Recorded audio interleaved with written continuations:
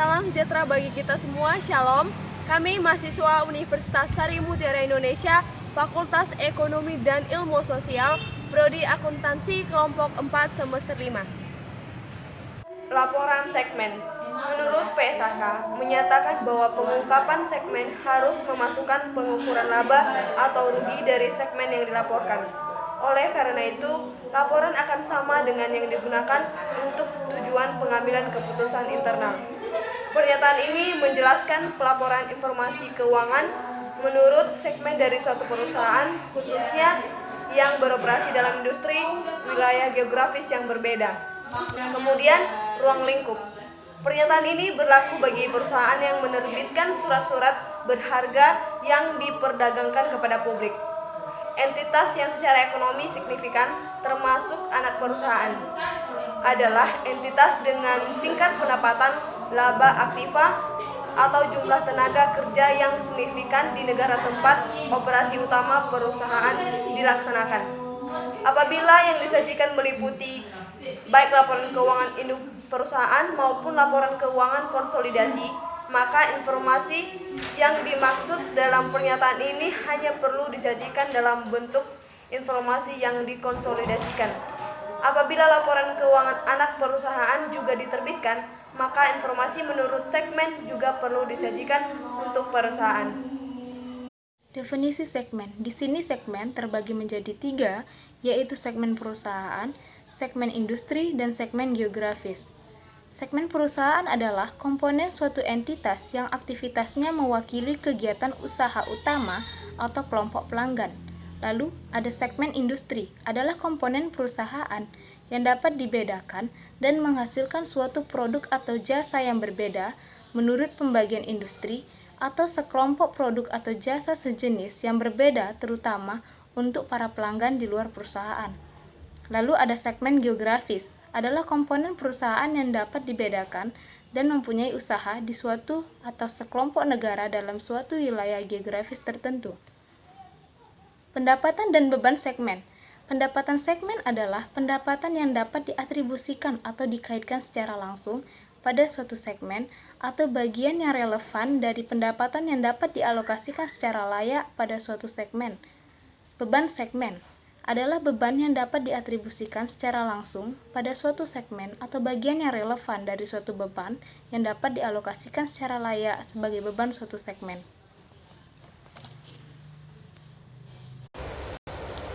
Selanjutnya, latar belakang. Tingkat profitabilitas, kesempatan berkembang, prospek masa depan, dan risiko investasi sangat berbeda di antara segmen-segmen industri dan geografis. Para pemakai laporan keuangan memerlukan informasi segmen untuk mengkaji prospek dan risiko suatu perusahaan yang didiversifikasi. Suatu informasi yang tidak dapat diperoleh dari data yang diagregasikan.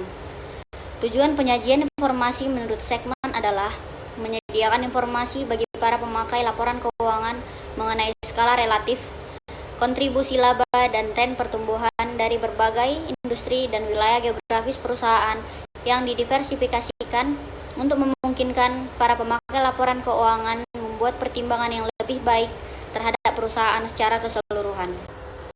Dasar segmentasi. Penjualan kepada pelanggan yang tak mempunyai hubungan istimewa memberi peluang dasar, segmentasi jenis-jenis pendapatan sebesar 10% ke atas.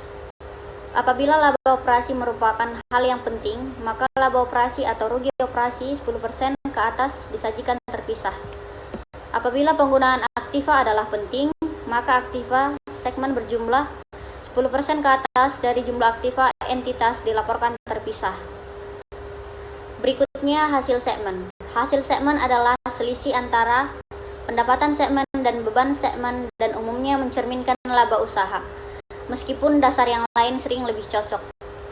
Penghasilan bunga dan beban bunga biasanya tidak termasuk dalam hasil segmen, kecuali kalau operasi segmen terutama bersifat finansial. Juga pajak penghasilan, hak minoritas atau minority interest, dan pos luar biasa atau extraordinary item lazimnya tidak dimasukkan sebagai hasil segmen. Aktiva dan kewajiban segmen. Pengungkapan aktiva segmen memberikan indikasi penggunaan sumber daya untuk mencapai hasil operasi segmen. 2. Aktiva semacam itu termasuk semua aktiva berwujud dan tak berwujud yang dapat diidentifikasi pada segmen tertentu. Aktiva yang dimanfaatkan oleh 2 atau lebih segmen harus dialokasikan di antara segmen-segmen tersebut dengan dasar alokasi yang layak.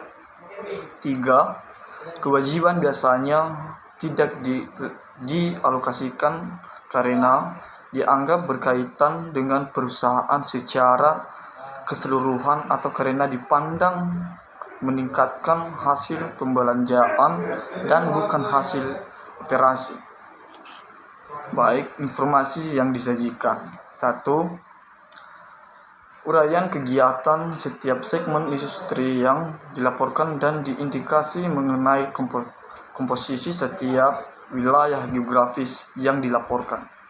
2. Penjualan atau pendapatan operasi lainnya dengan pemisahan antara pendapatan dari pelanggan di luar perusahaan dan pendapatan dari segmen lain. 3. Hasil segmen dan aktiva segmen yang digunakan dinyatakan baik dalam jumlah uang atau sebagai persentase dari jumlah yang dikonsolidasikan. Seterusnya, hubungan antara jumlah dari informasi pada segmen-segmen individual dan informasi agregat dalam laporan keuangan diperjelas dengan menyajikan rekonsiliasi. Baik, terima kasih. Penyajian. Perusahaan harus menggambarkan aktivitas masing-masing segmen industri dan menunjukkan komposisi masing-masing wilayah geografis yang dilaporkan. Untuk setiap segmen industri dan geografis yang dilaporkan, informasi keuangan berikut ini harus diungkapkan. Yang pertama, penjualan dan pendapatan operasional, lainnya dibedakan antara pendapatan dan dihasilkan dari pelanggan di luar perusahaan dan pendapatan dari segmen lain. Kedua, hasil segmen. Ketiga, aktiva segmen yang digunakan dinyatakan dalam jumlah uang atau sebagai persentase dari jumlah yang dikonsolidasikan. Dan keempat ialah dasar penetapan harga antar segmen. Kemudian, perusahaan harus menyajikan rekonsiliasi antara informasi segmen-segmen individual dan informasi keseluruhan dalam laporan keuangan.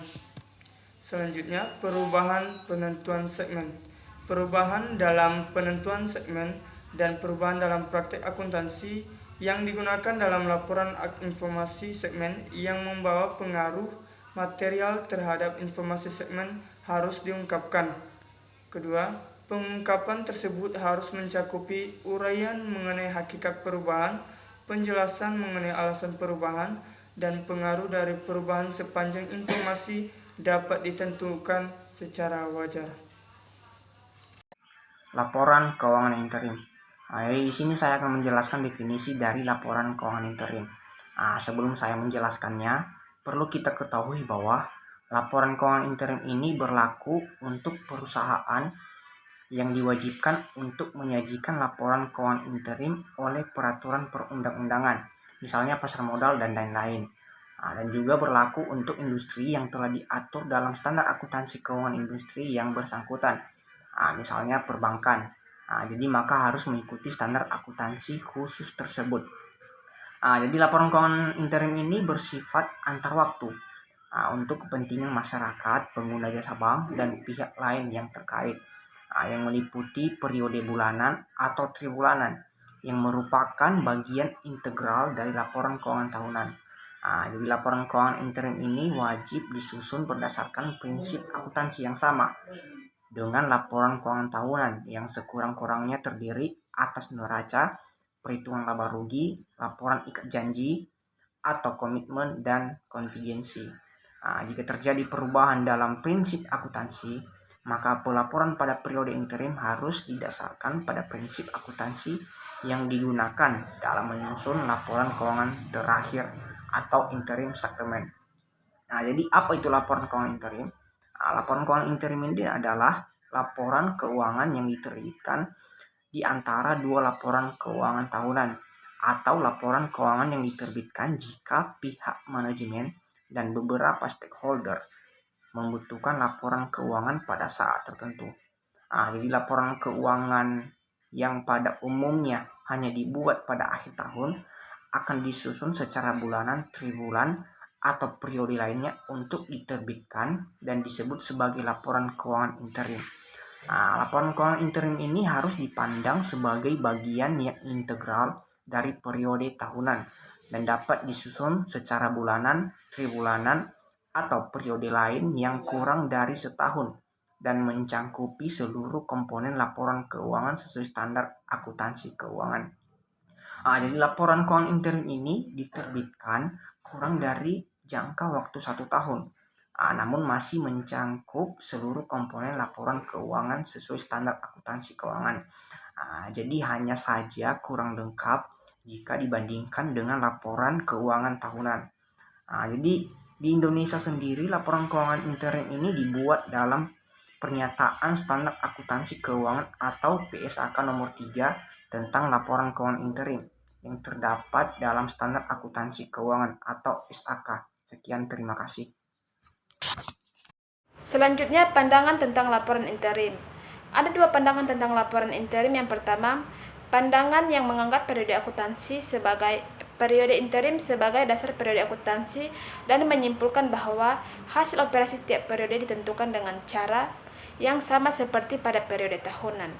Pandangan yang kedua yaitu pandangan yang menganggap periode interim sebagai bagian integral dengan periode tahunan. Pernyataan ini dikembangkan berdasarkan pandangan kedua yang menganggap laporan keuangan interim sebagai pandangan integral dalam periode tahunan. Selanjutnya, pengakuan dan pengukuran.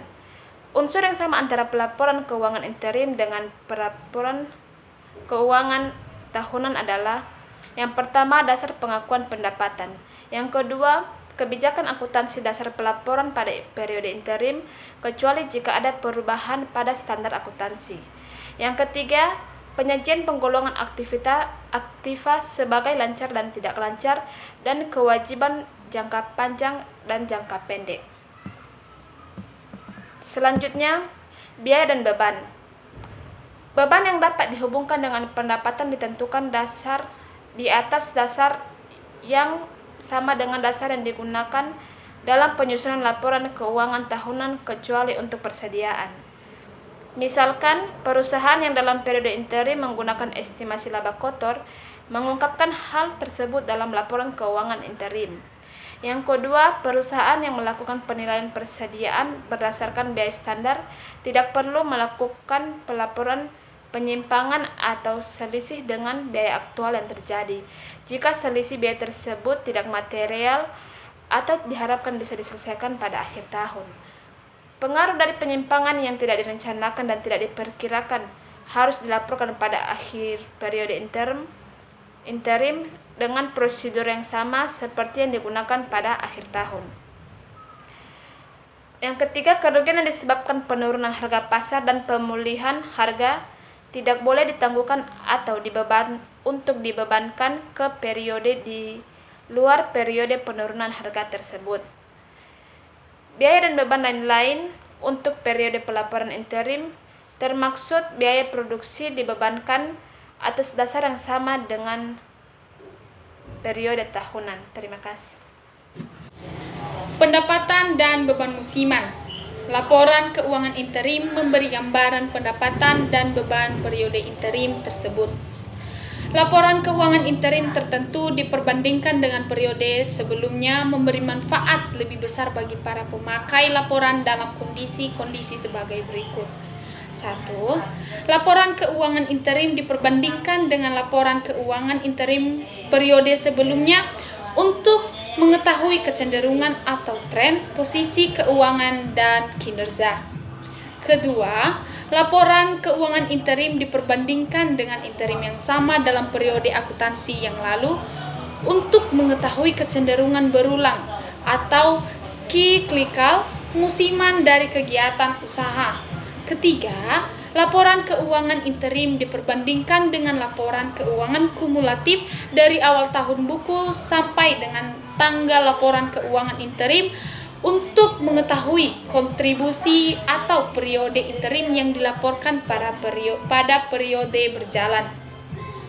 Keempat, laporan interim diperbandingkan dengan laporan keuangan tahun buku yang lalu untuk mendapat gambaran pengaruh dan kinerja interim tersebut terhadap posisi keuangan, kinerja dan arus kas periode akuntansi yang lalu. Berikutnya, penyisihan pajak penghasilan. Pada akhir tiap periode interim, perusahaan harus membuat taksiran pajak penghasilan untuk dibebankan pada periode interim. Perhitungan pajak penghasilan periode interim harus sesuai dengan kebijakan akuntansi tentang pajak penghasilan yang dianut pada akhir tahun. Pos dan transaksi luar biasa. Yang pertama, penghapusan segmen usaha, penggabungan usaha, pos luar biasa, dan kejadian yang tidak biasa dan tidak sering terjadi harus dibebankan pada periode interim saat terjadinya dan tidak boleh dibebankan pada periode lain. Nah, yang kemudian, pos luar biasa harus diungkapkan secara terpisah dan dimasukkan dalam laporan laba rugi periode interim saat pos luar biasa terjadi. Dalam menentukan materialitas, pos luar biasa harus dihubungkan langsung dengan estimasi pendapatan tahunan. Nah, yang ketiga, peristiwa atau kejadian yang tidak biasa dan tidak sering terjadi dan berpengaruh material terhadap hasil operasi tetapi tidak dapat dikelompokkan dalam pos luar biasa juga harus dilaporkan dan diungkapkan secara terpisah dalam laporan laba rugi periode tahunan.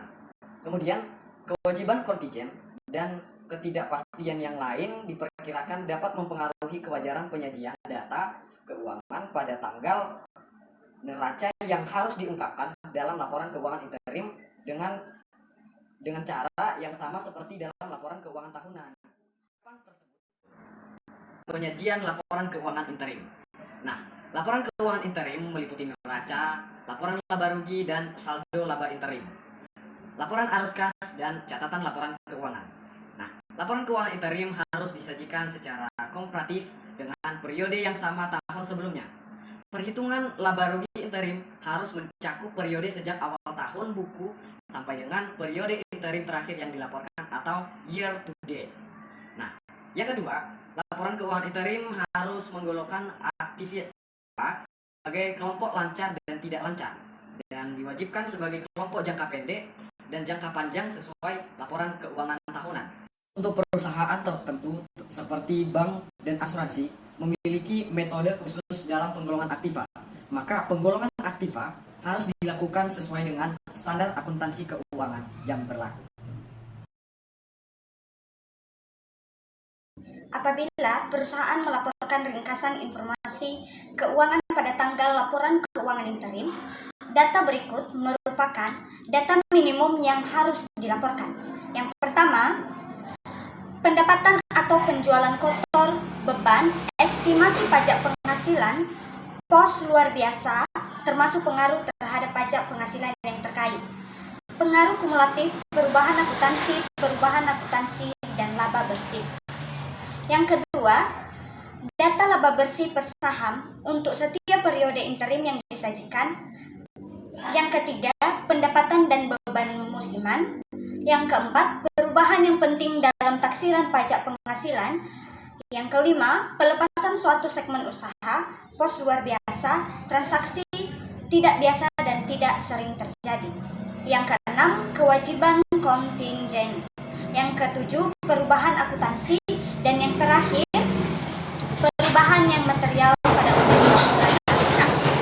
suatu perubahan kebijakan akuntansi harus diterapkan secara retrospektif dengan melaporkan jumlah setiap penyesuaian yang terjadi yang berhubungan dengan periode sebelumnya.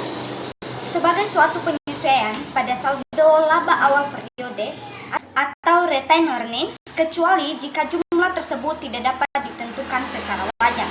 Informasi komparatif harus dinyatakan kembali, kecuali jika untuk melaksanakannya dianggap tidak praktis, Pengaruh perubahan akuntansi terhadap hasil keuangan untuk periode interim pada periode interim berikutnya harus diungkapkan. Laporan keuangan interim terakhir, misalnya triwulan keempat, tidak perlu disusun karena pada dasarnya laporan keuangan tersebut dapat digantikan dengan laporan keuangan tahunan. Dalam hal laporan keuangan interim triwulan keempat hendak diterbitkan, maka penerbitannya dilakukan bersamaan dengan penerbitan laporan keuangan tahunan.